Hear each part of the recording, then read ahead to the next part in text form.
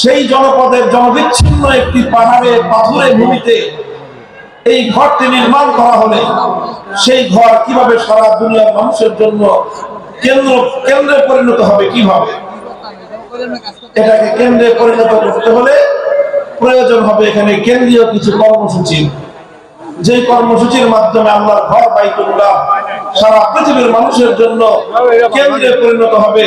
এখানে একটা মার্কাজ গড়ে উঠবে, আর সেটা গড়ে উঠবার জন্য ইব্রাহিম আলাইহিস সালাতু ওয়াস সালাম বুঝতে পেরেছিলেন যে একটি মার্কাজ, একটা সেন্টার গড়ে উঠবার জন্য প্রয়োজন হলো একজন কেন্দ্রীয় ব্যক্তিত্বের।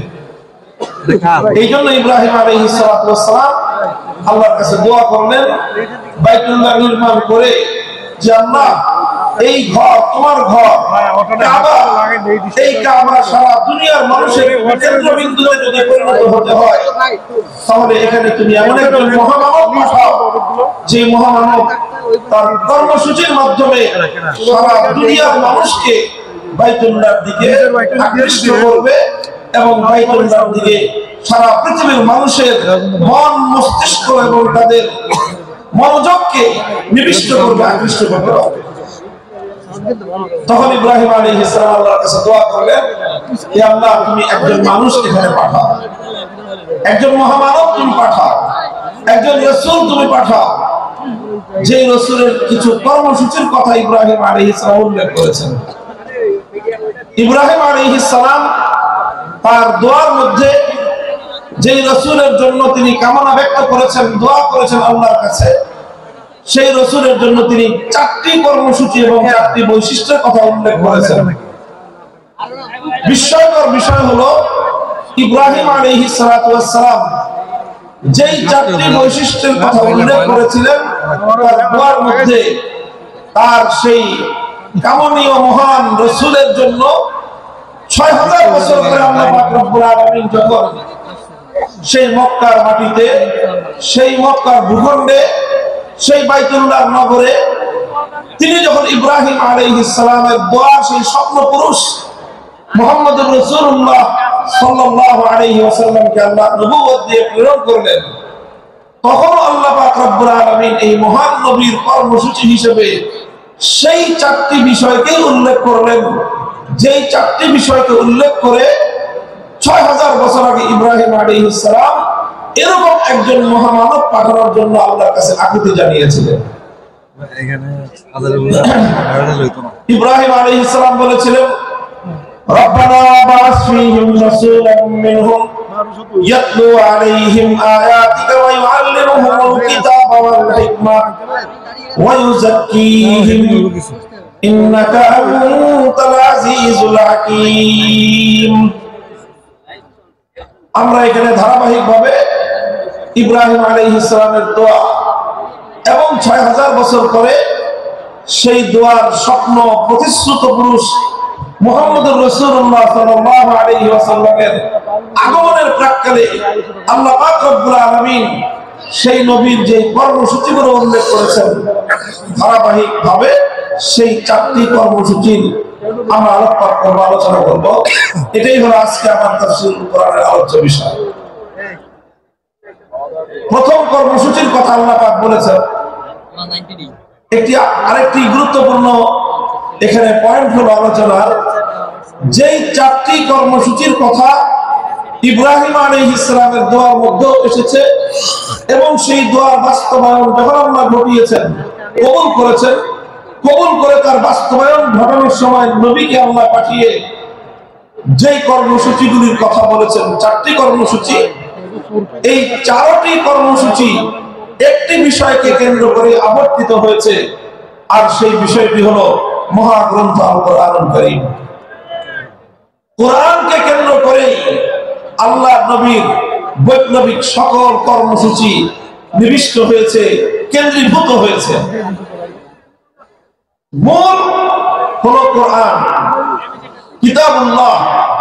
এই কিতাবুল্লাহকে কেন্দ্র করে রাসূলুল্লাহ তিনি তার যাবতীয় কর্মসূচি পালন করেছেন, তিনি তার যাবতীয় কর্মকাণ্ড পরিচালনা করেছেন, তিনি তার বিপ্লব সাধন করেছেন। সুতরাং রাসূলুল্লাহর আনিত সংঘটিত মহান বিপ্লবের কেন্দ্রীয় পয়েন্ট হলো, কেন্দ্রীয় বিষয় হলো কিতাবুল্লাহ।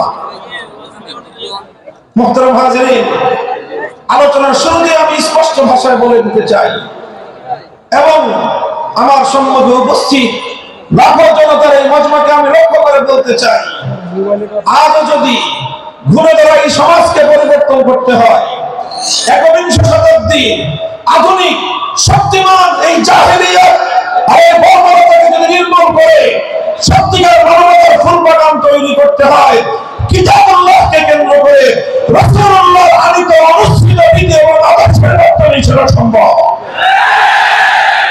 কাজে আমাদেরকে আবার যারা আমরা আল্লাহর কিতাবুল্লাহ অনুসারী, যারা আমরা রাসূলুল্লাহর উম্মত, কিতাবুল্লাহর অনুসারী, রাসূলুল্লাহর উম্মতদেরকে আবার সেই রাসূলুল্লাহর আদর্শ কিতাবুল্লাহর অনুসরণের মাধ্যমে সমস্ত তন্ত্রমন্ত্রের খবর রচনার মধ্য দিয়ে নতুন বিশ্ব ব্যবস্থা গড়ে তুলতে হবে, নতুন বিশ্ব ব্যবস্থা চালু করাতে হবে।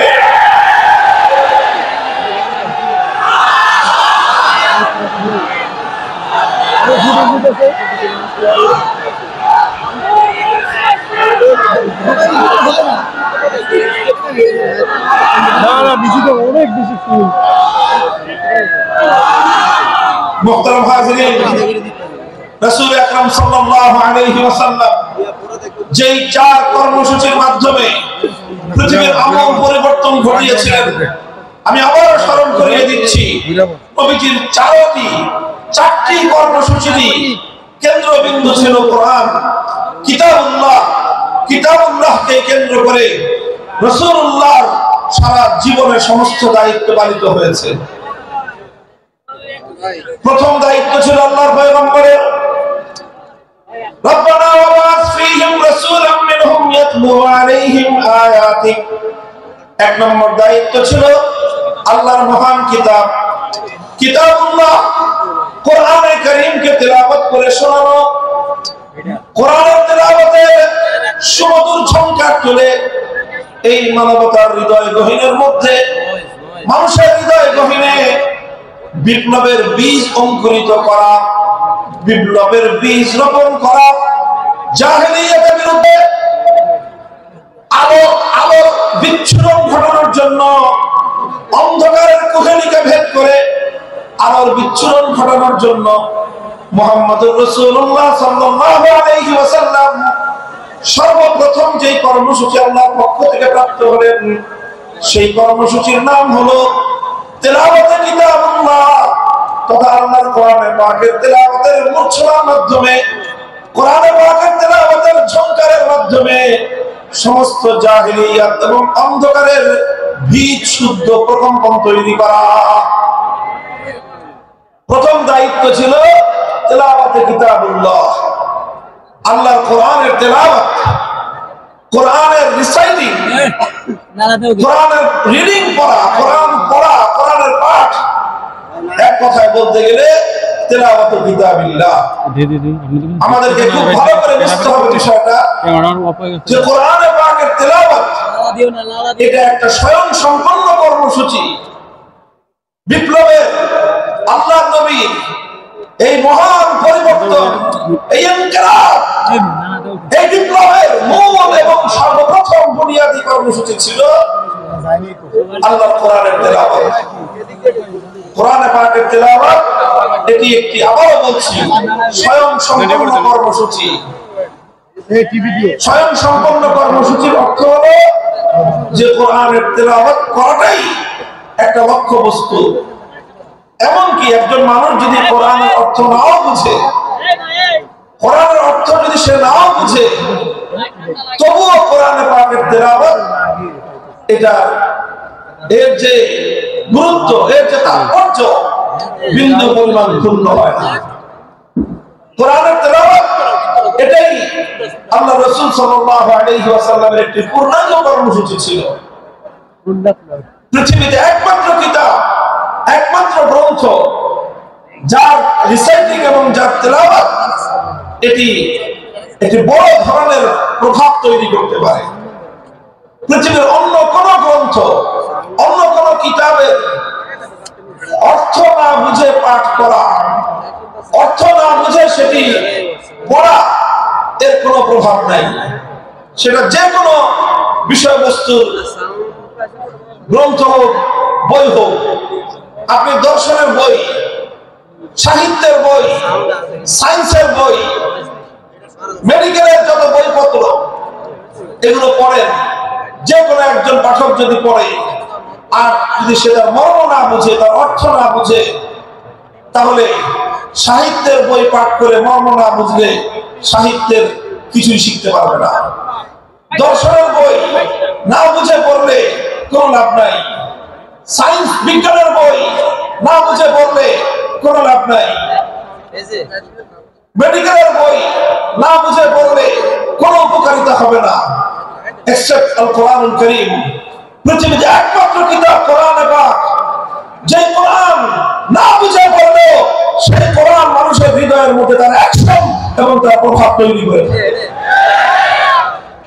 কোরআন পাকের তেলাওয়াতের মধ্যে আল্লাহ পাক রব্বুল আলামিন সেই মাহাত্ম্য রেখেছেন, সেই তাৎপর্য রেখেছেন। আমরা তাফসীর, হাদিস, তাফসীর এবং সিয়ারুস সাহাবা, সাহাবায়ে কেরামের জীবনীতে তার অসংখ্য দৃষ্টান্ত খুঁজে পাই। আবু বকর সিদ্দিক রাদিয়াল্লাহু তাআলা আনহুর জীবনীতে, ইতিহাসের কিতাবে একটি ঘটনা লিপিবদ্ধ হয়। হযরত আবু বকর রাদিয়াল্লাহু আনহু একবার তিনি মক্কা ছেড়ে চলে যাচ্ছেন। প্রতিমধ্যে আরবের একজন প্রভাবশালী গোত্রীয় নেতা, প্রধান ইবনু দাগিনাহ তার নাম, তার সঙ্গে দেখা। ইবনু দাগিনা জিজ্ঞাসা করলেন, আবু বকর কোথায় যাও? তিনি বললেন যে মক্কায় আমার থাকার উপায় নেই, মক্কার মানুষ আমাকে চরম উত্ত্যক্ত করেছে, আমাকে অনেক আমার অমর্যাদা করেছে, আমার উপর নির্যাতন চালিয়েছে, কাজে আমি আর মক্কায় থাকবো না, আমি মক্কা ছেড়ে চলে যাচ্ছি। ইবনু দাগিনা বলল যে আবু বকর, তোমার মতো মানুষ যদি মক্কা থেকে চলে যায়, তোমার মতো সোনার মানুষ, তোমার মতো নরম এবং মানুষের কল্যাণকামী মানুষ, পরোপকারী একজন মানুষ যদি মক্কা থেকে চলে যায়, তাহলে মক্কার জন্য এটা একটা কলঙ্কের অধ্যায় হবে। আরবের লোকেরা বলবে যে মক্কার মানুষ ভালো না, আবু বকরের মতো একজন সোনার মানুষ তাদের সাথে থাকতে পারে না। সুতরাং তোমার মক্কা ছেড়ে চলে যাওয়া চলবে না, তুমি আমার সাথে চলো, আমি দায়িত্ব গ্রহণ করছি যে মক্কায় তোমাকে কেউ কোনো ধরনের ডিস্টার্ব করবে না, তোমাকে কেউ উৎপাত করবে না, আমি তার দায়িত্ব নিচ্ছি। ইবনু দাগিনা আবু বকর সিদ্দিক রাদিয়াল্লাহু তাআলা আনহুকে নিয়ে মক্কায় আসে। মক্কার লোকজনদেরকে ডাক দিয়ে বলে, তোমরা আবু বকরের সঙ্গে কেন দুর্ব্যবহার করো? কেন তোমরা আবু বকরকে উত্ত্যক্ত করো? কেন তার উপর নির্যাতন চালাও? আবু বকর যদি তোমাদের মক্কা ছেড়ে চলে যায়, সেটা হবে মক্কার মানুষের জন্য, মক্কার জন্য চরম অসম্মানের একটা বিষয়, মক্কার বাসীর জন্য এটা হবে একটা বদনামের কারণ। সুতরাং আবু বকরকে তোমরা উত্ত্যক্ত করো না, তাকে তোমরা নির্যাতন চালিও না, আবু বকরকে তার মতো মক্কায় থাকতে দাও। কারণ আবু বকর তো কোনো মানুষের ক্ষতি করে না, মানুষের কল্যাণ করে। নিজে আহার না খেয়ে অনাহারী মানুষের মুখে আহার করে দেয়, মানুষের সে কল্যাণ সাধন করে। মক্কার লোকেরা তখন জবাব দিল যে আবু বকর যদি মক্কায় থাকতে চায় থাকুক, আমাদের কোনো আপত্তি নাই। এমনকি আবু বকর আমাদের বাপ দাদার ধর্ম ত্যাগ করে মুহাম্মাদের ধর্ম গ্রহণ করেছে, এই ব্যাপারে আমরা আপত্তি করব না। মুহাম্মাদের ধর্ম ত্যাগ শুধু গ্রহণ করেছে তাই নয়, বরং সে মুহাম্মাদের ধর্ম মানুষের মধ্যে প্রচার করবার জন্য কাজ করে, সেটা আমরা মেনে নিলাম। কিন্তু আবু বকরকে যদি মক্কায় থাকতে হয়, আমাদের শুধুমাত্র একটি শর্ত মানতে হবে। আবু বকর আল্লাহর কোরআনের তেলাওয়াত করে, কালামুল্লাহ শরীফের তেলাওয়াত করে, সে তেলাওয়াত করুক, সেটা তো আমরা বাধা দিব না। কিন্তু শুধুমাত্র আমাদের একটা শর্ত মানতে হবে, আবু বকরকে কোরআনের তেলাওয়াত করতে হবে তার ঘরের দুয়ার বন্ধ করে, ঘরের ভিতরে, ঘরের দুয়ার খুলে, উঠোনে দাঁড়িয়ে, উন্মুক্ত প্রান্তে দাঁড়িয়ে আবু বকর আল্লাহর কোরআন তেলাওয়াত করে এটা করতে পারবে না। আবার ক্যামেরা বন্ধ হয়েছে, ঘরটারও মালিক আবু বকর, ঘরের যে উঠোন সেই উঠোনের মালিকও আবু বকর। ঘরের উঠোনে, ঘরের বাইরে দাঁড়িয়ে, বারান্দায় দাঁড়িয়ে যদি আবু বকর তেলাওয়াত করে তোমাদের সমস্যা কোথায়? মক্কার লোকেরা তখন জবাব দিল যে আবু বকর যখন ঘরের বাইরে এমনি একটু ছিল মানে মাঝখানে উঠোনে দাঁড়িয়ে আবেগভরে কণ্ঠে আল্লাহর কোরআনের পাকের তেলাওয়াত করতে থাকে, তখন আবু বকর সিদ্দিকের এই কোরআনের তেলাওয়াত এটা মন্ত্রমুগ্ধের মতো, এটা চুম্বকের মতো আমাদের মানুষগুলোকে আকর্ষণ করতে থাকে। এমনকি আমরা ঘরের মধ্যে আমাদের ছোট্ট ছোট্ট শিশুদেরকে পর্যন্ত দড়ি দিয়ে বেঁধে রাখতে পারি না। বাদ ভাঙ্গা জ্বরের মতো আবু বকরের কোরআনের তেলাওয়াত এটা লোহাকে যেমন চুম্বক আকর্ষণ করে টেনে নেয়, আবু বকরের তেলাওয়াতে কোরআন এভাবেই আমাদের ছোট ছোট শিশু বাচ্চাদেরকে, আমাদের ছোট ছোট শিশুদেরকে পর্যন্ত আবু বকরের দিকে, কোরআনের তেলাওয়াতের দিকে আকৃষ্ট করে টেনে নিয়ে আসে। কোরআন তেলাওয়াত করুক, আপত্তি নাই, কিন্তু এমন ভাবে তেলাওয়াত করতে হবে যেন আমাদের মানুষের কর্ণকুহরে কোরআনের তেলাওয়াতের আওয়াজ পৌঁছতে না পারে। মুহতারাম হাজিরিন, ইতিহাস বলে এভাবেই শুধু আল্লাহর কোরআনের তেলাওয়াত এটাই সর্বপ্রথম মক্কার কায়েমি স্বার্থবাদীদের জাহেলিয়াতের বীজ শুদ্ধ কাটিয়ে দিয়েছিল। কোরআনের তেলাওয়াতের মধ্যে আল্লাহ পাক রব্বুল আলামিন সেই অ্যাকশন এবং সেই প্রভাব রেখে দিয়েছেন, সেই তাসির রেখে দিয়েছেন। বলেন সুবহানাল্লাহ। আজ কোরআনে পাকের তেলাওয়াত আমরা ছেড়ে দিয়েছি, ভুলে গিয়েছি।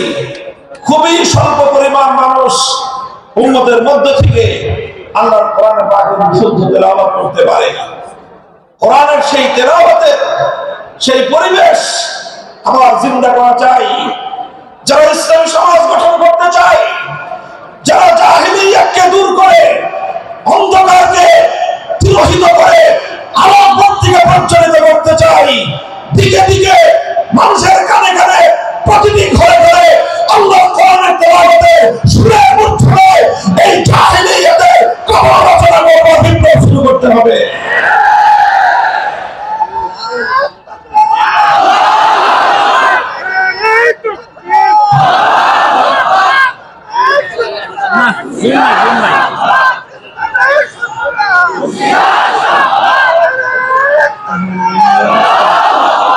هو الذي بعث في الأميين رسولا منهم يتلو عليهم آياته ويعلمهم الكتاب والحكمة।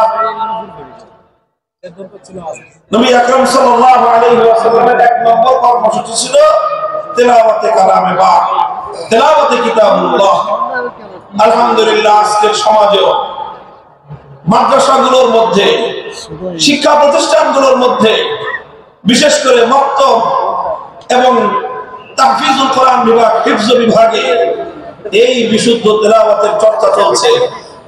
আমরা আজকের এই 5ই আগস্ট পরিবর্তিত বিপ্লবোত্তর বাংলার এই মাটিতে একটা স্পষ্ট আহ্বান জানাতে চাই, একটা দাবি তুলতে চাই। গোটা বাংলার 18 কোটি তৌহিদি জনতা এক কণ্ঠে আওয়াজ তুলতে চাই। আমাদের জাতীয় শিক্ষা ব্যবস্থায় প্রতিটি স্কুলে, প্রাইমারি স্কুলে আমার সন্তানদেরকে জাতীয় শিক্ষা ব্যবস্থার অন্তর্ভুক্ত করে বিশুদ্ধ কোরআন তেলাওয়াত শিক্ষা ব্যবস্থা করতে হবে। যদি স্কুলগুলোতে আমাদের সোনামণিদেরকে আল্লাহর কোরআনের সঠিক শিক্ষা তেলাওয়াত শিক্ষা দেওয়া শুরু হয়, এই আমার বাংলাদেশকে আর কোন শক্তি বিপদগামী করতে পারবে না, বিপদগামী করতে পারবে না ইনশাআল্লাহ।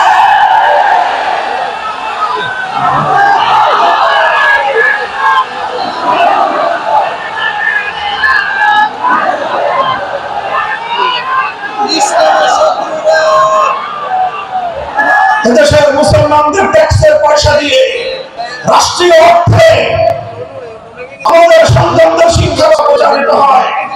সেই শিক্ষা ডারউইনের মতবাদ শেখানো হবে। সেই শিক্ষা ব্যবস্থায় সেখানে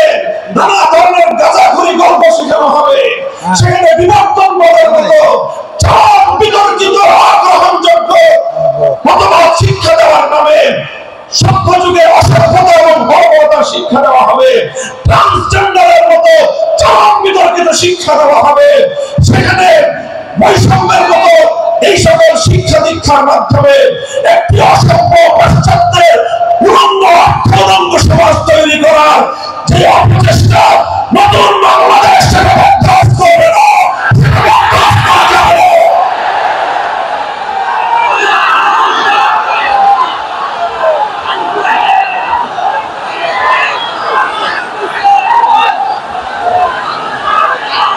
এই জন্য আমরা যে কথা বলছি, কোরআনকে ঘরে ঘরে পৌঁছাতে হবে, প্রতিটি শিশুর হৃদয়ে আল্লাহর কোরআনের আলো জ্বলতে হবে।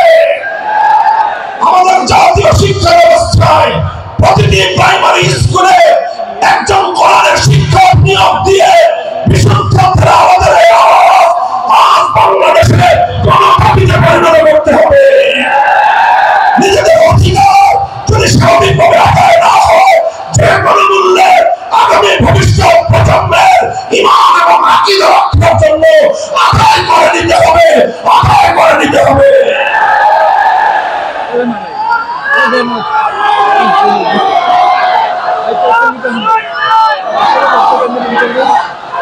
মুহতারাম হাজিরিন, এখানে বিভিন্ন শ্রেণী পেশার মানুষ রয়েছেন, আইন শৃঙ্খলা রক্ষাকারী বাহিনীর ভাইরা রয়েছেন, গোয়েন্দা সংস্থার লোকেরা রয়েছেন, এখানে বিভিন্ন শিক্ষা প্রতিষ্ঠানের শিক্ষক শিক্ষিকা মহোদয় রয়েছেন, অনেক শিক্ষা প্রতিষ্ঠানের পরিচালক মন্ডলীর সদস্যরা রয়েছেন। আপনারা সকলেই বিবেচনা করে দেখুন যে এত কিছু শিক্ষা দেওয়া হয়, এতগুলো সাবজেক্ট পড়ানো হয়, এত শিক্ষক শিক্ষিকা জাতীয় শিক্ষা ব্যবস্থার শিক্ষাঙ্গনগুলোতে রাষ্ট্রীয়ভাবে প্রতিপালিত হয়, তাদের সকলের আয়োজন হয়, অথচ কোটি কোটি কচিকাঁচা শিক্ষার্থীদের জন্য জাতীয় শিক্ষা ব্যবস্থায় আল্লাহর কোরআনের বিশুদ্ধ তেলাওয়াতটুকু শিক্ষা দেওয়া হলো না। একটি মুসলিম জাতি হিসেবে আমাদের জন্য এর চেয়ে দুঃখজনক, এর চেয়ে লজ্জাজনক আর কোনো বিষয় থাকতে পারে না। এমন বাংলাদেশ দেখার জন্য শরীয়তুল্লাহ রক্ত দেয় নাই, এমন বাংলাদেশ দেখার জন্য তিতুমিররা বাঁশের কেল্লা করে নাই। আমাদেরকে অনেক বঞ্চিত করা হয়েছে, আমাদেরকে বিপদগামী করার জন্য জাতীয় আন্তর্জাতিক আভ্যন্তরীণ এবং বহির শত্রুরা একযোগে অনেক ষড়যন্ত্র করেছে। এবার সমস্ত ষড়যন্ত্রের জাল ছিন্ন করবার সময় এসেছে। আমরা সকলেই যদি যার যার জায়গা থেকে এই আওয়াজ উঠাই যে সব শিক্ষা থাকতে পারবে, সমস্ত কিছু শিখবে আমাদের শিক্ষার্থীরা, প্রাইমারি লেভেলে অন্তত বিশুদ্ধ তেলাওয়াতের শিক্ষা থাকবে না কেন? আল্লাহ পাক রব্বুল আলামিন আমাদের এই ঈমানি দাবি উপলব্ধি করে এই রাষ্ট্র ব্যবস্থাকে যথাযথ পদক্ষেপ গ্রহণ করার তৌফিক দান করুন। এটা ছিল প্রথম কর্মসূচির কথা বলছিলাম। ইয়াতলু আলাইহিম আয়াতিক, এমন একজন পয়গম্বর যে পয়গম্বরের প্রথম কর্মসূচি হবে আল্লাহ কোরআনকে তেলাওয়াত করে শোনানো, কোরআনে পাকের রিসাইটিং, কোরআনের পাঠ, কোরআনের রিডিং করে শোনানো। এটাই হলো একটা বৈপ্লবিক কর্মসূচি। রাসূল আকরাম সাল্লাল্লাহু আলাইহি ওয়াসাল্লামের দ্বিতীয় কর্মসূচির কথা আল্লাহর কোরআন বলছে, ওয়া ইউআল্লিমুহুমুল কিতাব, যে কোরআনের তেলাওয়াত হলো, যে কোরআন পড়ে শোনানো হলো। এক নম্বর কর্মসূচির মাধ্যমে কোরআনকে তেলাওয়াত করে মানুষের কানে কানে পৌঁছে দেওয়া হলো। এরপরে দ্বিতীয় কর্মসূচির শুরু হলো। দ্বিতীয় কর্মসূচিটা হলো ওয়া ইউআল্লিমুহুমুল কিতাব, যে কোরআনকে তুমি তেলাওয়াত করেছো, ও আমার নবী, এবার এই জাতিকে তুমি কোরআনে পাকের মর্ম বোঝাও, কোরআনের অর্থ বোঝাও, কোরআনের উদ্দেশ্য বোঝাও, কোরআনের ব্যাখ্যা বোঝাও। তাফসীরের মাধ্যমে মানুষের কাছে আল্লাহর মেসেজ এবং আল্লাহ পাকের পয়গামগুলো বিশ্ব মানব জাতির কাছে তুলে ধরো। রাসূল আকরাম সাল্লাল্লাহু আলাইহি ওয়াসাল্লামের দ্বিতীয় দফা কর্মসূচির শিরোনাম হলো তালিমুল কিতাব, অর্থাৎ আল্লাহর কিতাবের মর্ম এবং তার ব্যাখ্যা শিক্ষা প্রদান করা। আল্লাহর নবী পবিত্র কোরআনে পাককে এভাবেই ব্যাখ্যা করে শিখিয়েছেন, মানুষকে বুঝিয়েছেন, কোরআনের অর্থ বুঝিয়েছেন, কোরআনের এক একটা শব্দ শব্দ করে আল্লাহর নবী এই উম্মতের সামনে তার মর্ম ব্যাখ্যা করেছেন। আল্লাহর নবী কোরআনে পাককে বোঝাতে গিয়ে যেই কথাগুলো বলেছেন কিয়ামত পর্যন্ত আল্লাহর নবীর সেই কথাগুলোই হাদিসে রাসূল হিসেবে উম্মতে মুহাম্মাদিয়ার কাছে সংরক্ষিত এক মহান মূল্যবান আমানত। তিনি কোরআন শিক্ষা দিয়েছেন, কোরআনের মর্ম বুঝিয়েছেন, কোরআনের ব্যাখ্যা বুঝিয়েছেন। আল্লাহ পাক রব্বুল আলামিন মানব জাতিকে লক্ষ্য করে কি মেসেজ পাঠিয়েছেন, কি বার্তা তিনি দিয়েছেন, সেই বার্তা আর আল্লাহ সেই পয়গামগুলো নবী আকরাম সাল্লাল্লাহু আলাইহি ওয়াসাল্লাম মানুষকে বুঝিয়েছেন। এটা হলো আল্লাহর নবীর 2 নম্বর কর্মসূচি। 1 নম্বর কর্মসূচির শিরোনাম হলো তেলাওয়াতে কিতাব। সবাই বলেন 1 নম্বর কর্মসূচি হলো তেলাওয়াতে কিতাব। বলেন 1 নম্বর কর্মসূচি কি? 2 নম্বর কর্মসূচি হলো তালিমে কিতাব। বলেন 2 নম্বর কর্মসূচি কি? তালিমে কিতাব। 1 নম্বর ছিল তেলাওয়াতে কিতাব, 2 নম্বর হলো তালিমে কিতাব। তেলাওয়াতে কিতাবের অর্থ হলো শুধু কোরআন পড়া, বুঝুক বা না বুঝুক কোনো সমস্যা নাই, বুঝে পড়লেও সওয়াব হবে, না বুঝে পড়লেও সওয়াব হবে, বুঝে পড়লেও হৃদয়ে প্রভাব তৈরি করবে, না বুঝে পড়লেও হৃদয়ে প্রভাব তৈরি করবে। আল্লাহর কোরআন একমাত্র গ্রন্থ যার প্রতিটি অক্ষরের মধ্যে আল্লাহ পাক রব্বুল আলামিন এক অসাধারণ এবং এক অসম্ভব রকম শক্তি দিয়ে আল্লাহ প্রতিটি অক্ষরকে নাযিল করেন। 2 নম্বর তেলাওয়াত, 2 নম্বর কর্মসূচি হলো তালিমে কিতাব। 1 নম্বর কর্মসূচির মাধ্যমে যে কোরআনকে তেলাওয়াত করা হলো, 2 নম্বর কর্মসূচির মাধ্যমে এবার সেই কোরআনের মর্ম এবং তার ব্যাখ্যা শিক্ষা দেওয়া হবে। আল্লাহ রাসূল সাল্লাল্লাহু আলাইহি ওয়াসাল্লাম উম্মতকে 23 বছরে একটা একটা অক্ষর করে তার মর্ম শিক্ষা দিয়েছেন। সাহাবায়ে কেরাম আল্লাহর নবীর কাছ থেকে কোরআনের মর্মগুলো শিখেছেন শুধুমাত্র আরবি ভাষার মাধ্যমে। আরবের সাহাবীরা আল্লাহর কোরআনকে যথাযথ বুঝতে পারেন নাই, আরবি ভাষার মাধ্যমে অনেক জায়গায় তারা উল্টো বুঝেছেন। আল্লাহর উদ্দেশ্য তারা উদ্ধার করতে পারেননি, আল্লাহর মর্ম তারা উপলব্ধি করতে পারেননি, বরং আল্লাহর কোরআনের অর্থ বুঝতে গিয়ে সাহাবায়ে কেরামকে, আরবের মানুষকে প্রতিটি পদে পদে আল্লাহর পয়গম্বর মুহাম্মদুর রাসূলুল্লাহ সাল্লাল্লাহু আলাইহি ওয়াসাল্লামের দ্বারস্থ হতে হয়েছে। আর আল্লাহর নবী প্রতিটি আয়াতকে উম্মতের সামনে এইভাবে ব্যাখ্যা করে করে বুঝিয়ে দিয়েছেন। বুঝা গেল কথা? আপনারা রিপ্লাই দিয়ে কথা বুঝতে পারলেন? তাহলে কোরআনে পাকের রাসূলুল্লাহ সাল্লাল্লাহু আলাইহি ওয়াসাল্লামের 1 নম্বর কর্মসূচি ছিল তেলাওয়াতে কিতাব। 2 নম্বর কর্মসূচি কি ছিল? তালিমে কিতাব। কি ছিল? তালিমে কিতাব। এটা ছিল 2 নম্বর কর্মসূচি। তালিমে কিতাবের অর্থ হলো আল্লাহ যা কিছু বলেছেন তার মর্ম, তার উদ্দেশ্য, তার ব্যাখ্যা, এটাকে এক্সপ্লেইন করে, এটাকে বিস্তারিত বিবরণের মাধ্যমে মানুষকে বুঝিয়ে দেওয়া, উম্মতকে বুঝিয়ে দেয়া, আল্লাহর বান্দাদেরকে বুঝিয়ে দেয়া। আল্লাহ এজন্যই বলেছেন وأنزلنا إليك الذكر لتبين للناس ما نزل إليهم ولعلهم يتفكرون। ওগো আমার নবী, আমি আমার এই মহাগ্রন্থ কোরআনে পাক আপনার কাছে নাযিল করেছি। পাহাড়ের উপর আমি অবতীর্ণ করি নাই, আসমানের উপর আমি অবতীর্ণ করি নাই, বাইতুল্লাহর উপর আমি অবতীর্ণ করি নাই, অন্য কোনো কিছুর উপর আমি আমার এই কোরআনকে অবতীর্ণ করি নাই। আমার এই কোরআন আমি আপনার নিকট এজন্যই নাযিল করেছি কারণ আপনার ব্যাখ্যা ছাড়া এই উম্মত এবং এই বিশ্ববাসী আল্লাহর কালামকে পরিপূর্ণভাবে এর অর্থ কোনদিন এর অর্থ বুঝতে পারবে না, এর মর্ম উদ্ঘাটন করতে পারবে না। এজন্য নবীর 2 নম্বর কর্মসূচি হলো কোরআনে পাকের ব্যাখ্যা বোঝানো। তিনি আলহামদুলিল্লাহ সেই ব্যাখ্যা বুঝিয়েছেন, তিনি সেই মর্ম শিখিয়েছেন। আলহামদুলিল্লাহ আজও উম্মতের মধ্যে কোরআনের অর্থ বোঝানোর প্রক্রিয়া অব্যাহত আছে। মাদ্রাসা শিক্ষার মাধ্যমে এদেশের সোনার সন্তানদেরকে 10 বছরের দীর্ঘ কারিকুলামের মাধ্যমে কোরআনের ব্যাখ্যা শেখানো হয়। 5 বছরের কারিকুলামের মাধ্যমে তাদেরকে কোরআনের তেলাওয়াত শেখানো হয়েছে। এরপরে 10 বছরের শিক্ষা কারিকুলামের মাধ্যমে তাদেরকে কোরআনের ব্যাখ্যা শেখানো হয়।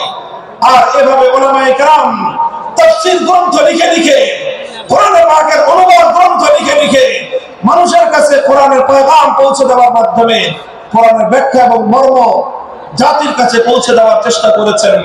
আর এইরকম বাংলার প্রত্যন্ত অঞ্চলে, গ্রাম বাংলার শহর নগর বন্দরে তাফসীরুল কোরআন মাহফিল করার মাধ্যমে এ জাতির সোনার সন্তান, এ জাতির শ্রেষ্ঠ সন্তান আলেম সমাজ এভাবেই শতাব্দী কাল পর্যন্ত এদেশের মানুষের কাছে কোরআনের বাণী, কোরআনের পয়গাম পৌঁছে দেওয়ার জন্য তাফসীরুল কোরআন মাহফিলগুলোর আয়োজন করছে।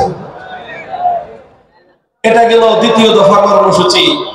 কাজেই কোরআনের মর্ম বোঝার দরকার আছে না নাই? এটা বড় আশ্চর্যজনক বিষয়, বড় দুঃখজনক মর্মান্তিক একটা বিষয় আছে। বহু মানুষ, বহু ভাই বোন আমাদের মাঝে এমন খুঁজে পাওয়া যাবে, অনেক কিছু তারা পড়াশোনা করেছেন জীবনে, অনেক পড়াশোনা করেছেন, রাজনীতি নিয়ে পড়াশোনা করেছেন, অর্থনীতি নিয়ে পড়াশোনা করেছেন, সাহিত্য নিয়ে পড়াশোনা করেছেন, দর্শন নিয়ে পড়াশোনা করেছেন, নভেল নাটক পড়ার তো কোনো ইয়ত্তা নাই। কত ধরনের পড়াশোনা, একাডেমিক পড়াশোনা, একাডেমির বাইরে বিভিন্ন পাঠ্যপুস্তকের বাইরে কত কিছুর পড়াশোনা অনেক মানুষ আমরা করি।